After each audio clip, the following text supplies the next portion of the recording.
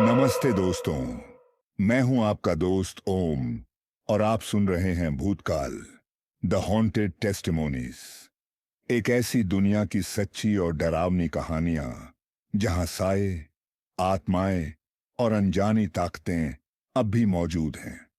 आज की कहानी एक ऐसे काले साए की है जो किसी के जिस्म में घुसकर उसे खत्म करना चाहता था, लेकिन उसके परिवार ने हार नहीं मानी और एक बड़े बाबा की मदद से मौत के मुंह से अपने बेटे को खींच लाए। तो बैठ जाइए, अंधेरा कर लीजिए और सुनिए काले साए का कब्जा। राजस्थान के छोटे से कस्बे खेतपुरा में शर्मा परिवार रहता था। परिवार में रमेश शर्मा, उनकी पत्नी सुषमा और 21 साल का बेटा गौरव था। गौरव इंजीनियरिंग की पढ़ाई कर रहा था, लेकिन गर्मियों की छुट्टियों में वह घर आया हुआ था। गौरव खुशमिजाज, हंसमुख और सबसे मिलजुल कर रहने वाला लड़का था। लेकिन उस साल की गर्मियों में उसके साथ कुछ अजीब होने लगा। शुरुआत हल्की सी थी। कभी वह रात में नींद में बातें करने लगता, कभी अचानक घर की छत पर चला जाता और घंटों वहां बैठा रहता। पहले तो माता पिता ने सोचा कि यह बस थकान और स्ट्रेस का असर है, लेकिन एक रात सब कुछ बदल गया। उस रात करीब 2 बजे सुषमा की नींद खुली। उसने देखा कि गौरव अपने कमरे में नहीं था। डरते डरते वह छत की ओर गई और उसने जो देखा उससे उसकी रूह कांप गई।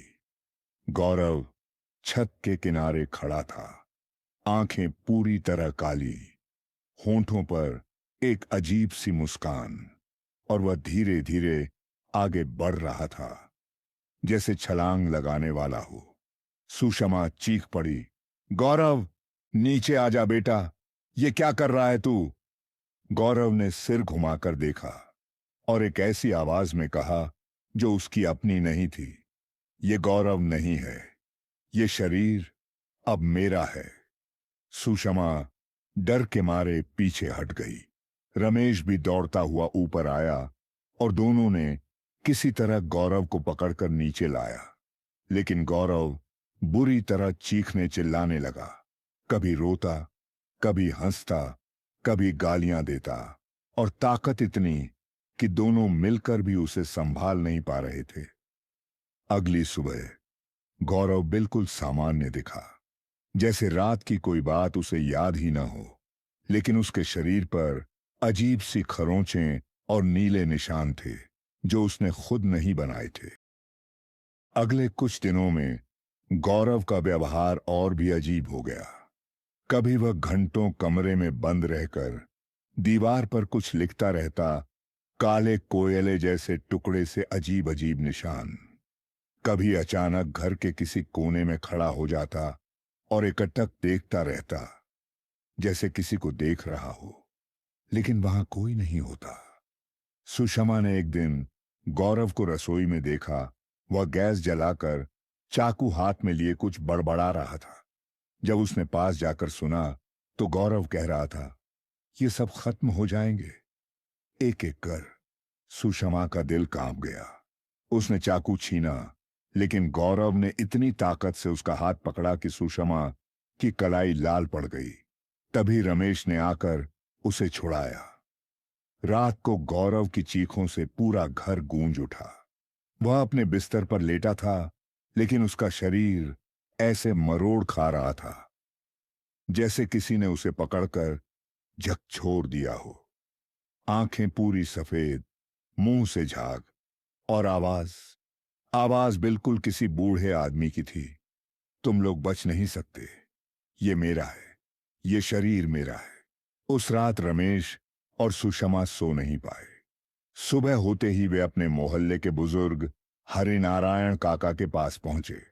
काका ने उनकी बात सुनी और कहा, यह कोई साधारण बीमारी नहीं है बेटा, यह कब्जा है, और ऐसे कब्जे को सिर्फ बड़े बाबा ही छुड़ा सकते हैं। हरिनारायण काका ने उन्हें पास के गांव बडेरा का रास्ता बताया, जहां बड़े बाबा रहते थे। कहा जाता था कि बड़े बाबा ने न जाने कितनों को ऐसी बुरी आत्माओं से छुड़ाया है, लेकिन उनके पास जाना आसान नहीं और इलाज भी बहुत भारी होता है, सिर्फ पैसों का नहीं बल्कि हिम्मत का। अगले दिन सुबह रमेश गौरव को लेकर बडेरा गांव की ओर निकला। रास्ता सुनसान था, चारों तरफ सूखे पेड़ और कहीं कहीं कांव की कांव कांव।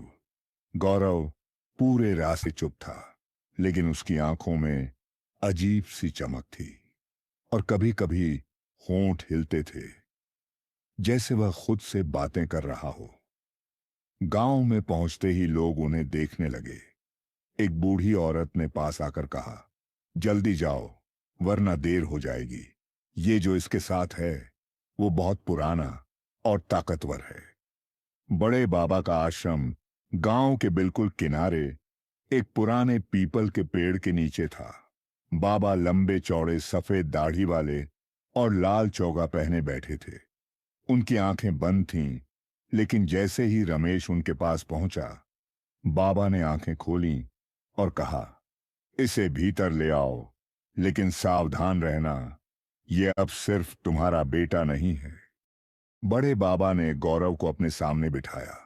उन्होंने आंखें बंद कर कुछ मंत्र बुदबुदाए, फिर अचानक अपनी छड़ी से जमीन पर जोर से चोट मारी। चारों ओर धुएं जैसा काला कुहासा फैल गया। बाबा की भारी आवाज गूंजी, जो भी है सामने आ, तेरी हदें यहीं खत्म होंगी। गौरव का शरीर कांपने लगा। उसकी पीठ पीछे की ओर झुक गई, चेहरे की नसें फूल गईं।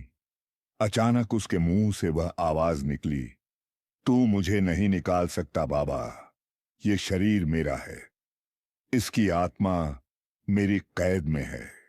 बाबा ने अपने शिष्य से एक मिट्टी का बड़ा घड़ा मंगवाया, जिसमें पीपल के पत्ते, नींबू, लाल कपड़ा और जलती हुई धूप डाली गई थी।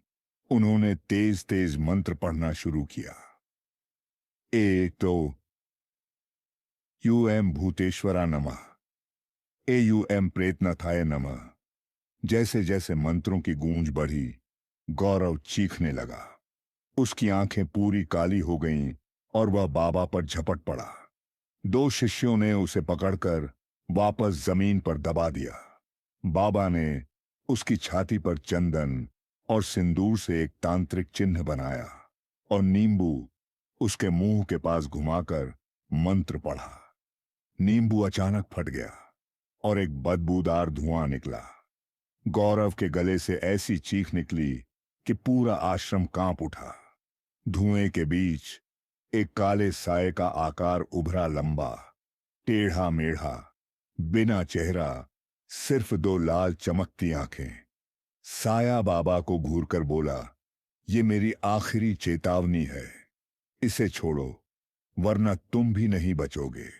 बाबा मुस्कुराए, तेरे जैसे कई आए और सब राख हो गए, तू भी जाएगा। उन्होंने हवन कुंड में घी और लाल मिर्च डाली, जिससे एक तेज लपट उठी।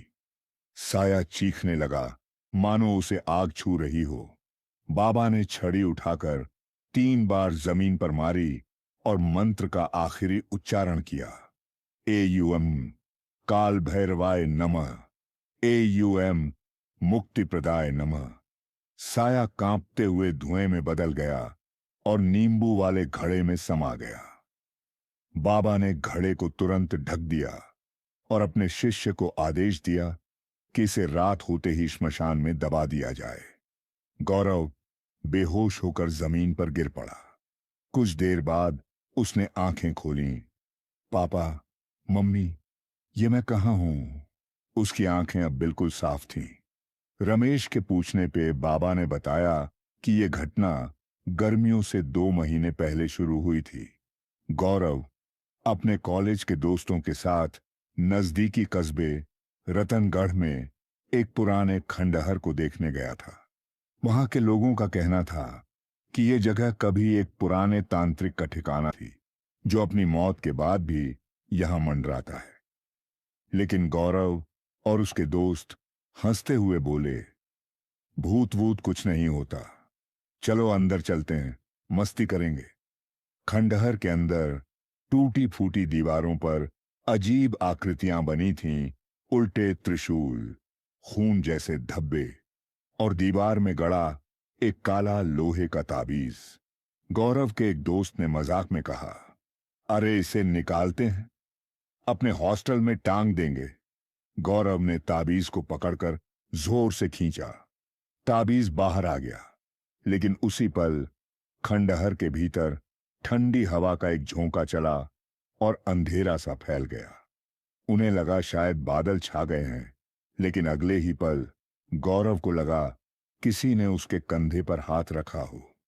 उसने पीछे मुड़कर देखा, वहां कोई नहीं था, लेकिन उसके कान में एक धीमी सी आवाज गूंजी, अब तू मेरा है। दोस्तों ने इस बात को मजाक में लिया, लेकिन उसी दिन से गौरव को अजीब सी बेचैनी होने लगी। रात में सपनों में वह उसी खंडहर में खड़ा होता और दूर एक परछाई उसे इशारा करती, इधर आ, तेरे लिए बहुत कुछ है। धीरे धीरे वह परछाई उसके सपनों से निकलकर उसकी जागती जिंदगी में आने लगी, कभी आईने में, कभी खिड़की के पास, कभी भीड़ के बीच।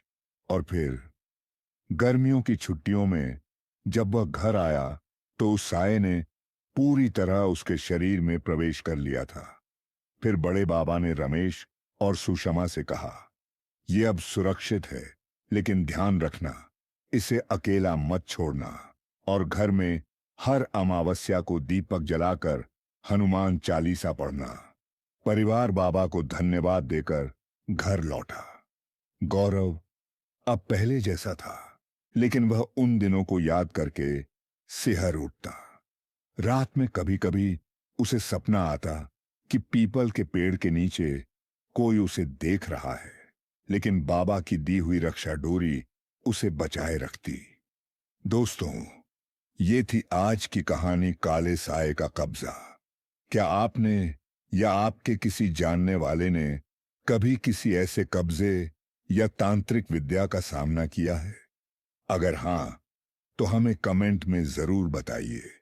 और अगर आपको ये कहानी पसंद आई तो भूतकाल द हॉन्टेड टेस्टिमोनीज को लाइक, शेयर और सब्सक्राइब करना मत भूलिएगा। अगली बार फिर मिलेंगे एक नई और सिहरन पैदा करने वाली सच्ची घटना के साथ। तब तक अंधेरे से सावधान रहिएगा।